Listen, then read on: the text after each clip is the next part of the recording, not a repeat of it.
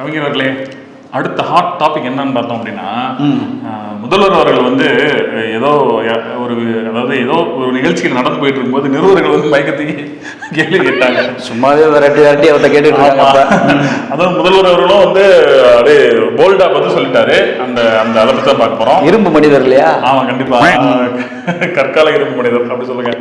Right. அது என்ன கேள்வி கேட்டாங்க அப்படின்னா, வந்து நிருபர் ஒருத்தர் கேள்வி கேட்குறாங்க. அதாவது செந்தில் பாலாஜி பற்றின கேள்வி அது.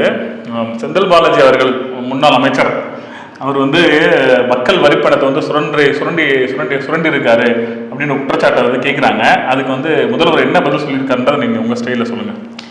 ஆக்சுவலாக வந்து பார்த்தீங்க அப்படின்னா, அவர்கிட்ட கேட்ட கேள்விக்கு அவர் என்ன சொன்னார் அப்படின்னா, கேள்வி கேட்குறவங்களுக்கு வேலை இல்லைன்னு சொல்லிவிட்டாரு.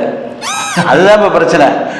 ஆனால் இதே கேள்வியை முதலமைச்சர் வந்து எதிர்கட்சியாக இருக்கப்ப கேட்டார். அப்போ அது அவருக்கு தெரியலையாமா, அப்போ அவருக்கு வேலை இல்லாமல் இருந்தாரோ அப்படின்னு தான் சொல்ல தோணுது. கவிஞர்களே, எப்படி கேட்டாருன்னு நினைக்கிறீங்க? மேடை போட்டு, அதுவும் கரூரில் மேடையை போட்டு அந்த செந்தில் பாலாஜின்ற அமைச்சர் பற்றி அவர் செய்த ஊழல்களை பற்றி பட்டியலிட்டாரு. இன்னைக்கு அவரோட அமைச்சர்களை தூக்கி வச்சு உள்ள வச்சுட்டாரு. உள்ள வச்சு மறுபடியும் 4 நாள் உள்ள போயிட்டு வெளில வந்திருக்காரு பாவா செந்தில் பாலாஜி. மறுபடியும் பதியப்படுத்திட்டாங்க. ஆமாம். அடுத்து நீங்கள் சொல்கிற மாதிரி என்னதான் வந்து தைரியமாக போல்டாக வந்து முதல்வர் பதில் சொன்னாலும் அந்த அது வந்து பயனற்ற பதில்கள் மாதிரி தெரியுது இல்லையா?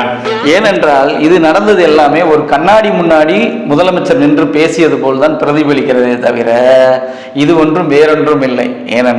இவர்கள் எல்லாமே எதிர்கட்சியிலிருந்து ஆளுங்கட்சிக்கும், ஆளுங்கட்சியிலிருந்து எதிர்கட்சிக்கும் மாறி மாறி வந்தவர்களை எடுத்தால் இது போன்ற தர்ம சங்கடமான சூழ்நிலைக்கு உள்ளார்கள். இது கவிஞர்களே, அந்த பிரஸ் மீட் வந்து உங்க ஸ்டைலில் உங்க புது மொழியா சொல்லுங்க கேட்போம்.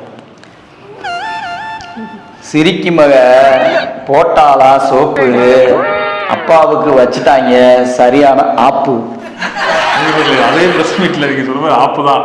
என்னன்னா, அதே பிரஸ் மீட்ல வந்து நிருபர் இன்னொரு கேள்வி கேட்கிறாங்க. இம்முறை திமுக கூட்டணி வந்து 200 தொகுதிகள் ஜெயிக்கும்னு சொல்லியிருக்கீங்க. அதை பத்தி உங்க கருத்து என்ன?